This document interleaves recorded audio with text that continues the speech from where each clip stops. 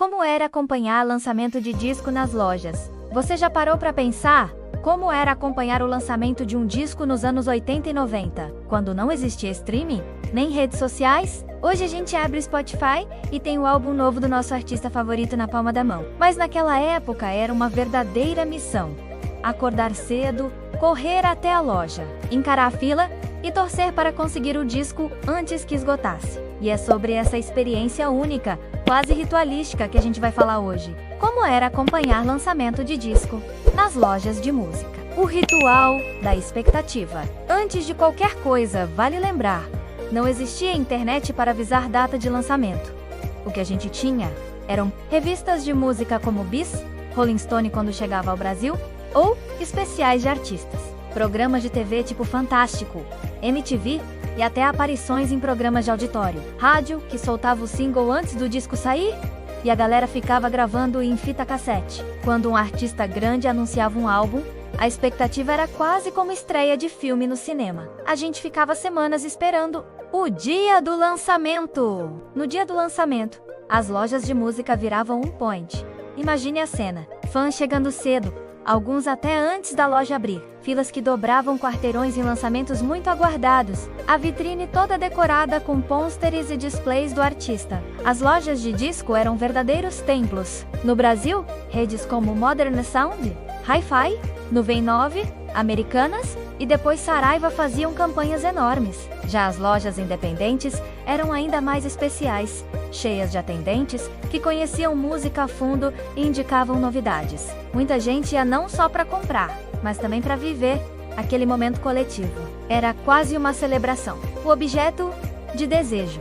Quando você finalmente colocava as mãos no disco, seja vinil, fita cassete ou depois o CD, era uma sensação indescritível. Não era só sobre ouvir música, era sobre ter um objeto físico que representava o artista e a sua relação com ele. Detalhes que tornavam tudo mágico. A capa, verdadeira obra de arte, que você ficava horas olhando. O encarte, com letras das músicas, fotos exclusivas, agradecimentos. O cheiro do encarte novinho, que todo fã lembra até hoje. Tinha gente que passava o dia inteiro só ouvindo o álbum do começo ao fim, lendo o encarte e mergulhando no universo do artista. Exemplos icônicos no Brasil: Xuxa, seus discos nos anos 80 e 90 causavam filas gigantes. Crianças arrastavam os pais para comprar no primeiro dia. Legião Urbana, As Quatro Estações 1989, considerado um dos discos mais aguardados do rock nacional. Fãs acamparam nas portas das lojas. Sandy Júnior, todo lançamento vinha com campanha em TV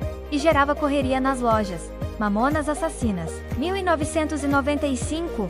O impacto foi tão absurdo que em poucos dias o álbum estava em toda casa brasileira. Lançamentos internacionais no Brasil. O impacto não era só com artistas nacionais. Quando Michael Jackson lançou Dangerous em 1991, as lojas brasileiras ficaram lotadas. Algumas abriram à meia-noite, só para vender o disco. Madonna, com o álbum Ray of Light, 1998, também mobilizou campanhas enormes, com pôsteres e anúncios em revistas. E os Beatles, mesmo décadas depois, tinham relançamentos que arrastavam fãs às lojas. A música como encontro social. A compra de um disco era só o começo.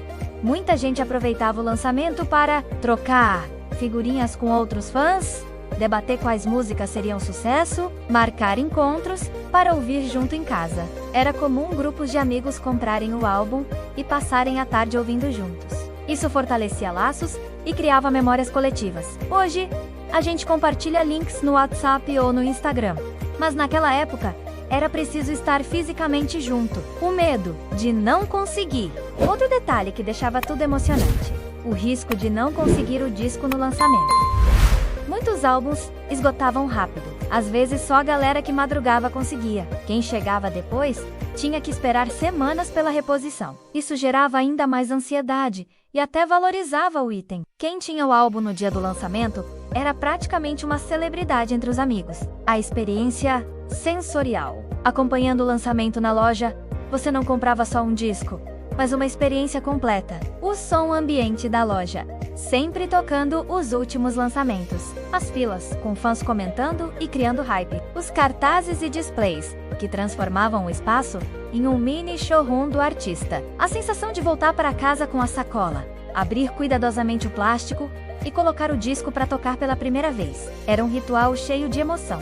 O papel da mídia. Além das lojas, a mídia ajudava a transformar lançamentos em verdadeiros eventos nacionais. O Fantástico mostrava trechos de clipes antes mesmo do lançamento. A MTV Brasil fazia estreias exclusivas. Revistas como Capricho ou Atrevida divulgavam datas e fotos inéditas. Isso alimentava a expectativa e fazia todo mundo correr para a loja. Diferença para hoje. Hoje, os lançamentos são instantâneos e globais. Todo mundo ouve ao mesmo tempo no streaming. O hype é criado nas redes sociais, com teasers no Instagram, TikTok e YouTube. Não existe mais o risco de não conseguir o disco. É prático, mas falta aquele ritual físico de buscar, tocar e guardar o álbum. O valor da nostalgia. O lançamento de discos nas lojas era mais do que música. Era sobre ansiedade coletiva, objetos de memória, experiência sensorial, encontro social. Por isso, tanta gente lembra com carinho dessa época. Acompanhar o lançamento de um disco nas lojas era um acontecimento.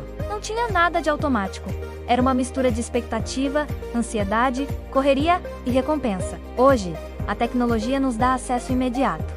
Mas talvez por isso mesmo, falte aquele gostinho especial da espera, do esforço, da conquista. No fim das contas, cada geração tem o seu ritual com a música. Mas quem viveu a época de correr para a loja de discos sabe. Era mágico, e nada nunca vai se comparar.